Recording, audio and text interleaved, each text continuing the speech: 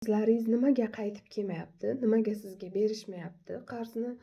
Chunki sizni aynan vaziyatingizda, ong ostingizda shunaqa bor. Hozir pul kelgani bilan kimdir oladi, kimdir so'raydi, unga berib turaman. Men yo'q deyolmayman va shu sababli kelmay tursin degan yo o'zingizda bor yoki u odamlar bermayotgani u odamlarga bog'liq emas. Xudo bermay turibdi. Hozir mana bu xonimga pulni bersak, bu yana pul qonunini buzadi, yana odamlarga berib yuboradi. Odamlar o'ziga topishni o'rganaman deb kelgan, bu joyni buzib yuboradi bu odam. Shu uchun bermay turamiz.